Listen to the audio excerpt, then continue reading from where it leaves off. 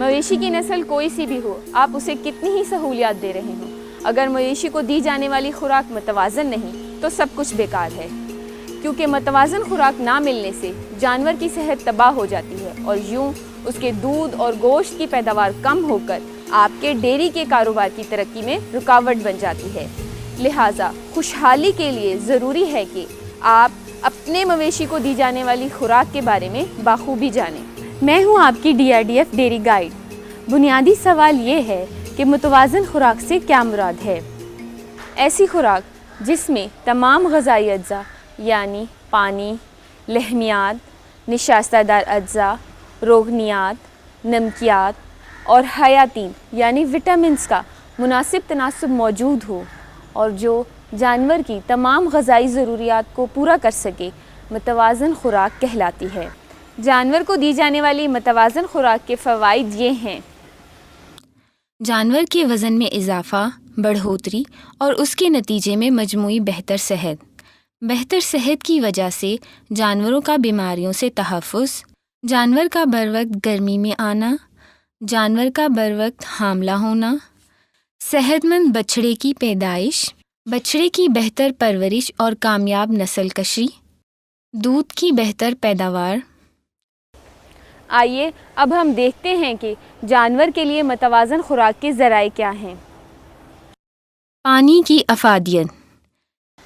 ایک بڑے جانور کا جسم 56 سے 81% تک پانی پر مشتمل ہوتا ہے۔ جانور کے دودھ میں پانی کی مقدار 85 سے 87% تک ہوتی ہے۔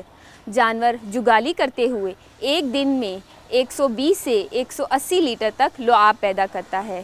جانور کو ہر 1 لیٹر دودھ پیدا کرنے کے لیے 4 لیٹر پانی کی ضرورت ہوتی ہے۔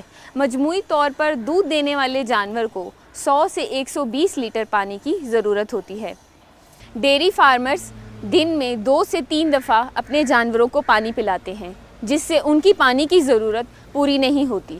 چنانچہ جانوروں کو کھلا رکھتے ہوئے 24 گھنٹے صاف اور تازہ پانی کی فراہمی انتہائی ضروری ہے۔ یہ بات بھی مشاہدے میں آئی ہے کہ بندھے ہوئے ایسے جانور جن کو 2 سے 3 دفعہ پانی پلایا جاتا ہے، انہیں صرف کھلا چھوڑ کر 24 گھنٹے صاف اور تازہ پانی کی فراہمی ان کے دودھ کی پیداوار میں 2 سے 3 لیٹر اضافہ کر دیتی ہے۔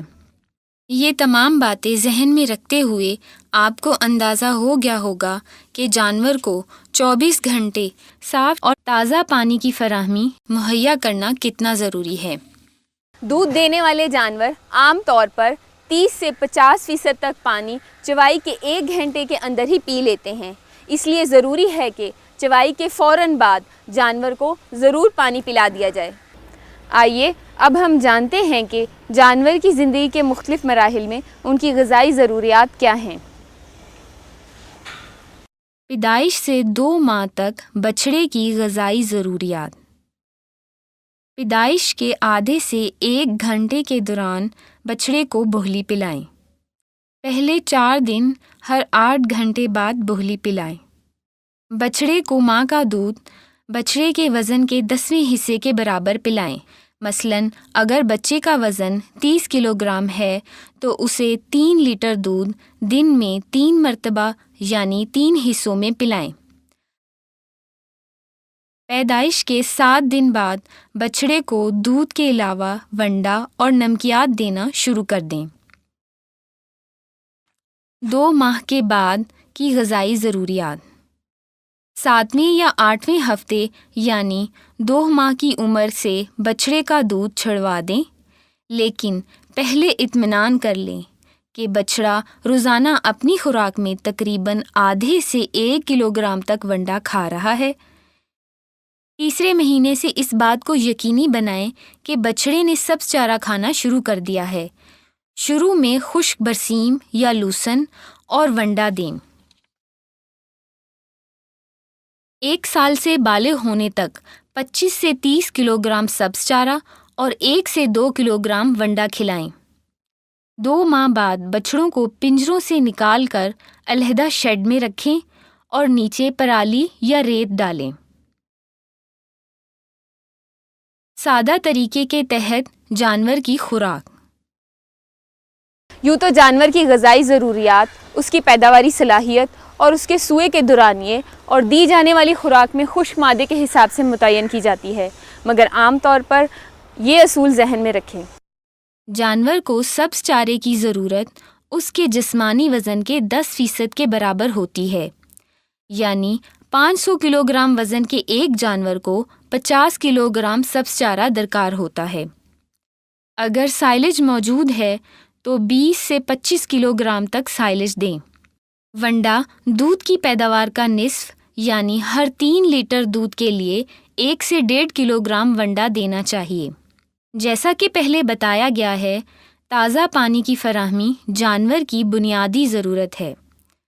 منرلز اور نمکیاتی آمیزہ 100 سے 200 گرام تک خوراک میں لازمی شامل کریں۔ حاملہ جانور کے آخری 2 ماہ کی غذائی ضروریات۔ یہ تو ہو گئی عمومی غذائی ضروریات جو ہم نے آپ کو بتائیں۔ اب تھوڑا سا جانور کے حمل کے دورانیے کے حساب سے کچھ ضروری ہدایات دیتے ہیں۔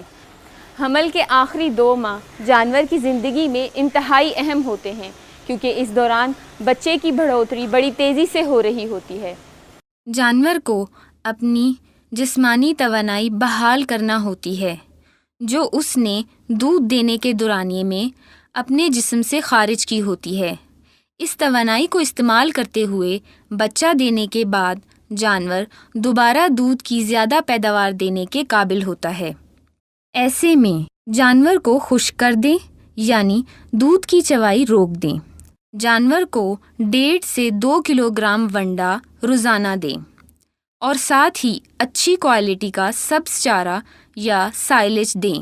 توڑی وغیرہ کھلانے سے پرہیز کریں۔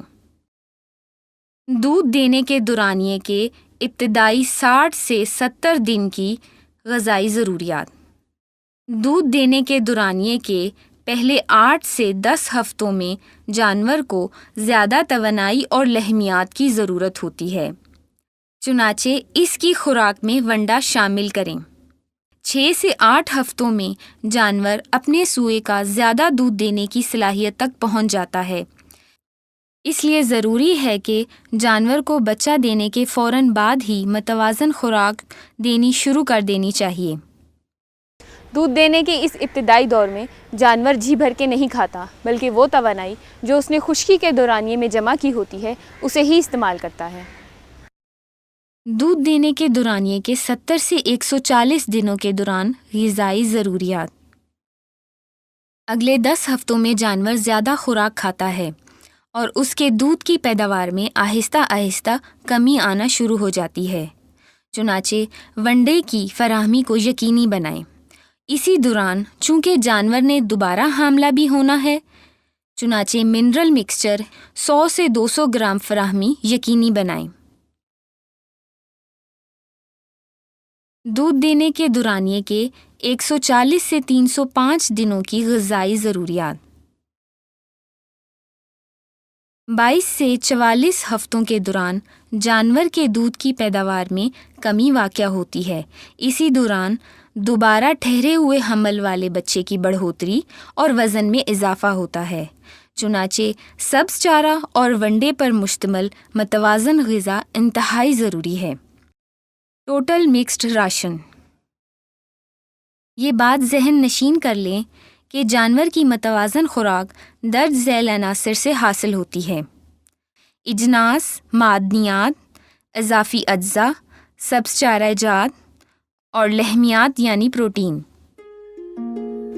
یاد رکھیے، بہترین اور متوازن خوراک کی فراہمی سے ہی جانور دودھ اور گوشت کی بہتر پیداوار دے سکتا ہے۔